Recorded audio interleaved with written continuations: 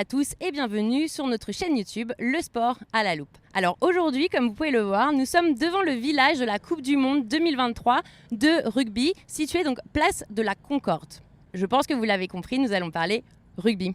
Alors, je ne suis pas toute seule bien évidemment, Jérôme viendra juste après pour vous parler de tout le côté sportif, mais on s'est dit quand même que c'était plutôt sympa de connaître également les origines du rugby, parce qu'en plus, un petit peu une date anniversaire, c'est-à-dire que c'est les 200 ans de la création du rugby. La légende ou la vraie histoire, enfin on va dire c'est bien réputé dans le milieu du rugby, le rugby a pris naissance au collège de rugby, donc en Angleterre, en plein centre de l'Angleterre, en novembre 1823. Bien évidemment, sinon ce ne serait pas les 200 ans. Où un élève du nom de William Webb Ellis, alors je pense que ce nom-là, vous le connaissez, cependant qu'est-ce qu'il a fait? C'est que pendant une partie de football, il a pris le ballon entre ses mains pour aller le placer dans les buts adverses. Mais ils étaient dans une partie de football et c'est quelque chose qui ne se fait pas, étant donné que le football, c'est principalement au pied. On pourrait dire effectivement que le rugby est né par là, entre guillemets. C'est un petit peu plus complexe que ça. Mais avant ça, comme le nom William Webb Ellis, à mon avis, vous dit quelque chose, c'est parce que le trophée justement de la Coupe du Monde de rugby porte son nom. C'est le trophée Webb Ellis. Et il a été créé donc, pour la première édition de la Coupe du Monde en 1987. Donc, chaque équipe victorieuse soulève bien évidemment le trophée. Le trophée Webb Ellis mesure 38 cm de hauteur. Il est en argent et plaqué or et doté de 2 poignées. Sur l'une d'elles se trouve la tête d'un satyre et sur l'autre la tête d'une nymphe. Enfin, sur l'avant de la coupe sont gravés les mots International Rugby Football Board, qui représente donc la toute première institution. Donc aujourd'hui, vous la connaissez sous World Rugby, ainsi que The Webb Ellis Cup. Alors, pour une petite histoire, les Australiens l'ont surnommé Bill en 1991. Ils ont gagné donc du coup cette Coupe du Monde. Et ce petit surnom est revenu à l'ordre du jour en 1999, notamment par un slogan donc, des Wallabies, donc l'équipe australienne, qui disait « Bring back Bill ». Et ça leur a porté chance, étant donné qu'ils ont remporté effectivement cette Coupe du Monde de 1999. Alors, tant qu'on est dans les palmarès, autant y aller. Qui a soulevé réellement cette Coupe du Monde? Seulement 4 nations. 2 nations l'ont soulevée 3 fois. La Nouvelle-Zélande, donc en 1987, donc la toute première édition, en 2011 et en 2015. Ensuite, l'Afrique du Sud l'a également soulevée 3 fois, donc en 1995, en 2007, et ce sont donc les champions en titre, vu qu'ils l'ont soulevé en 2019.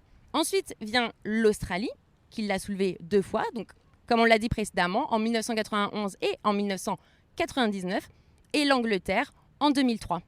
Donc seulement 4 nations. Et vous me direz, mais la France, qu'est-ce qu'elle a fait pendant toutes ces éditions de la Coupe du Monde? Alors pour l'instant, nous n'avons pas soulevé le trophée. On l'espère bien évidemment en 2023. Cependant, la France a quand même fait 3 finales. Donc en 1987, en 1999 et en 2011. Et également, elle a eu sa 3e place en 1995. Cependant, donc, comme je vous l'ai dit précédemment, les origines en fait, du rugby, c'est un petit peu plus complexe que ça. Et surtout, ça a un lien donc, avec le football. Déjà, chaque collège, donc, quand on parle des collèges, c'est bien évidemment les collèges britanniques, donc anglais, avaient leurs propres règles. Et les jeux donc, où la balle se joue au pied ainsi qu'à la main sont plutôt fréquents. Et avec l'apparition des chemins de fer, les collèges étaient moins isolés. Et donc, ils ont commencé à faire des rencontres sportives, donc ce qu'on connaît surtout actuellement. Donc, ils ont multiplié effectivement ces organisations. Par contre, c'est que chaque collège avait ses règles. Donc, comment on fait? Eh bien, c'était tout simple. C'était le collège qui reçoit, impose ses règles. Et au bout d'un moment, on va dire que l'école la plus prestigieuse ou avec le plus d'influence imposait ses règles définitivement. Donc la genèse du rugby s'inscrit dans le développement de la pratique donc, des sports collectifs dans l'éducation des public schools donc, en Angleterre et notamment la rugby school. Parce que ce que je ne vous ai pas dit tout à l'heure, c'est que le William Webb Ellis, il a fait ça à la rugby school. Je pense que maintenant vous avez compris pourquoi le sport s'appelle rugby. Et donc du coup, à la tête donc, de la rugby school, il y a un headmaster, donc ce qu'on appelle un directeur en français, qui s'appelle Thomas Arnold, qui vise donc dans les années 1830 à rééduquer en fait les classes aisées, soit la haute bourgeoisie et l'aristocratie. Et cet éducateur britannique s'appuie donc sur les sports athlétiques, avec notamment le rugby football, donc un sport qui était combiné à ce moment-là, qui est une pratique donc très populaire lors des fêtes de campagne et dont les valeurs viriles et guerrières doivent permettre donc à ces jeunes de pouvoir se maîtriser dans les affrontements violents et également de fortifier leur corps pour mieux pouvoir se soumettre à la morale victorienne. Bien évidemment, il faut se remettre dans le contexte, on est quand même dans les années 1800.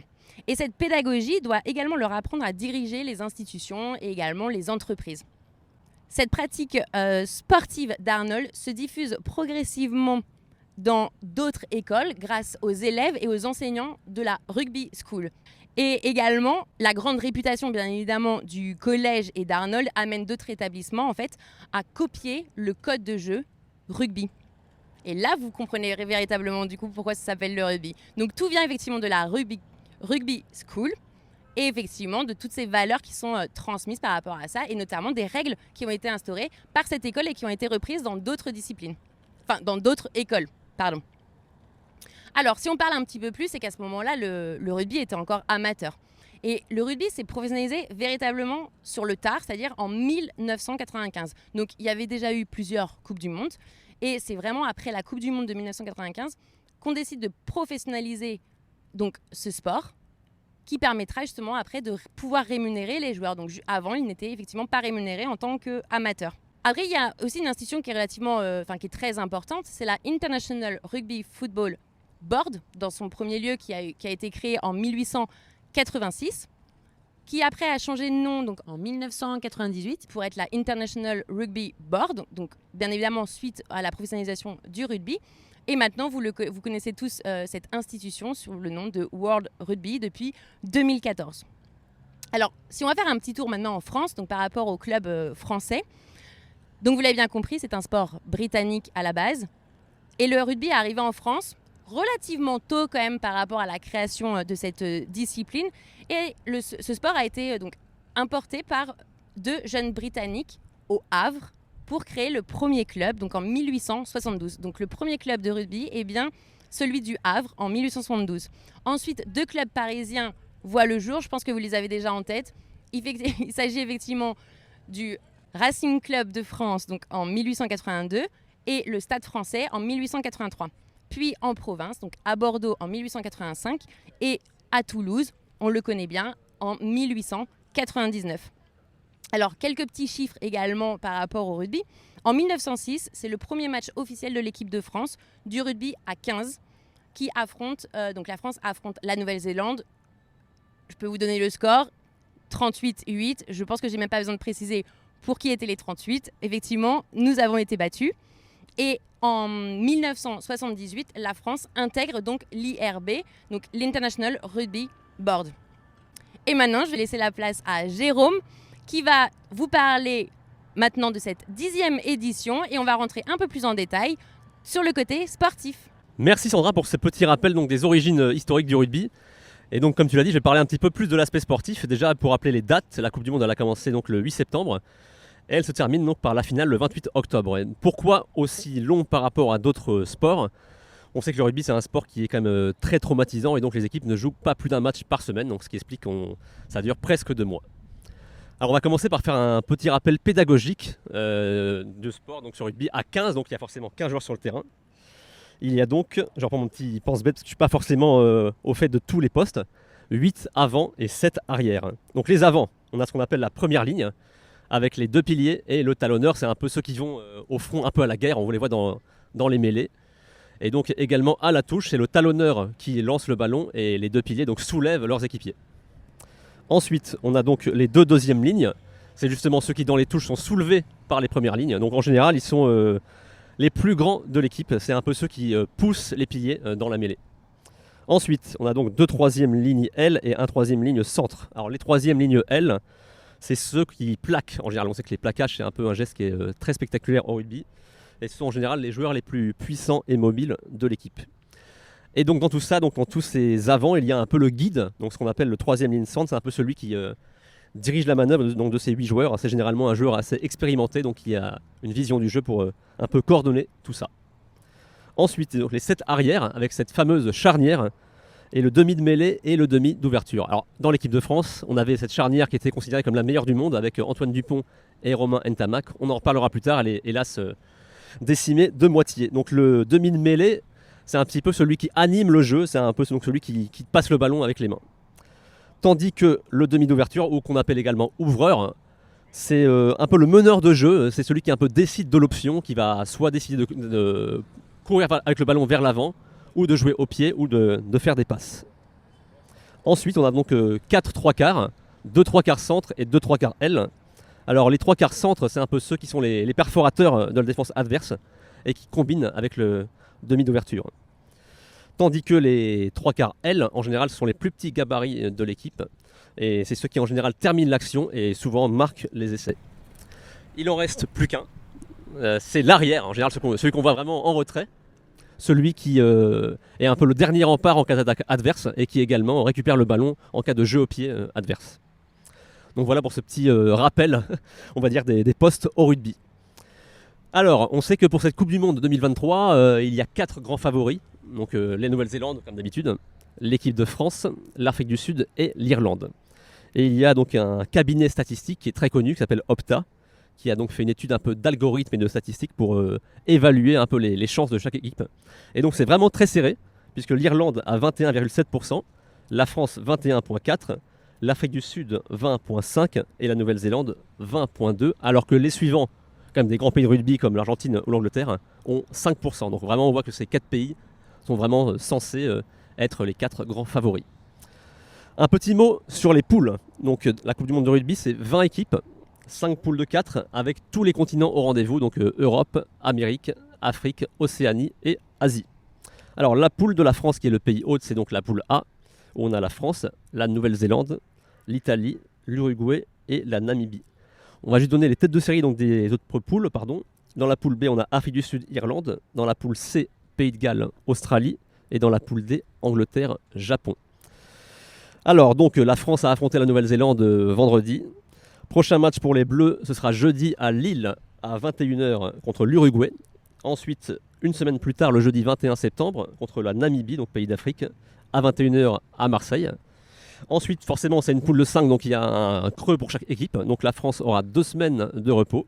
Elle affrontera l'Italie donc le 6 octobre à Lyon. Donc vraiment, la France, dans la poule, fait vraiment le tour du pays. Donc Paris, Lille, Marseille et Lyon. Et donc, on sait déjà avec quelle poule la France croisera en quart de finale, si elle se qualifie évidemment. Donc la poule B, Afrique du Sud et Irlande. Donc évidemment, terminer premier ou deuxième a son importance pour connaître l'adversaire en quart de finale. Ces quarts de finale, ils auront lieu les 14 et 15 octobre, exclusivement à Marseille et au Stade de France. Alors qu'ensuite, on basculera uniquement à Saint-Denis, avec donc demi-finale, match pour la médaille de bronze et finale à Saint-Denis le 28 octobre. Alors un petit mot sur l'équipe de France qui vit actuellement une très très belle période. Depuis l'arrivée de Fabien Galtier au poste d'entraîneur, 31 victoires en 39 matchs, c'est quand même vraiment un très bon bilan, avec une fameuse série de 14 victoires d'affilée qui est vraiment le record dans l'histoire de l'équipe de France de rugby. On sait également que l'équipe de France a réalisé le Grand Chelem au Tour des 6 Nations en 2022. Alors la France était considérée comme le favori il y a encore quelques semaines. Hélas, il y a eu un événement un peu négatif, la blessure de Romain Ntamak, le Toulousain, qu'on a vu marquer un essai extraordinaire en finale du top 14 en juin. Vous l'avez peut-être vu, allez le voir sinon sur les chaînes YouTube ou autres. Donc cette blessure, elle met forcément un petit coup, c'est vraiment un peu le perforateur de l'équipe de France. Heureusement, son remplaçant Mathieu Jalibert a fait une bonne préparation et donc on peut espérer que la France tienne son rang. Avec donc le demi de mêlée vedette des Bleus, Antoine Dupont, qui a été élu meilleur joueur mondial en 2021 et qui donc sera épaulé par Jalibert, mais également d'autres joueurs vraiment de très très haut niveau, comme Gaël Ficou du Racing 92 ou encore Thomas Ramos. Et la France, donc c'est 33 joueurs, les 33 évoluent en France, c'est quand même vraiment remarquable, on peut le dire.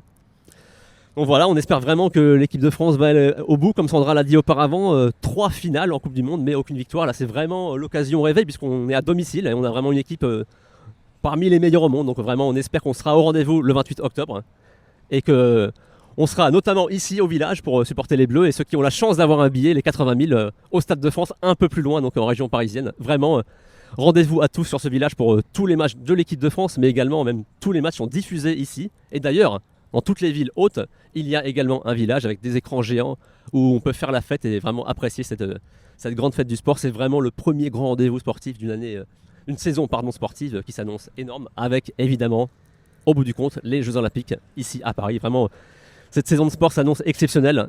Et donc cette Coupe du Monde de rugby, voilà, c'est en ce moment à Paris et partout en France. Merci à tous pour votre attention et votre écoute. On vous retrouve mardi prochain pour un nouveau podcast, Le Sport à la Loupe.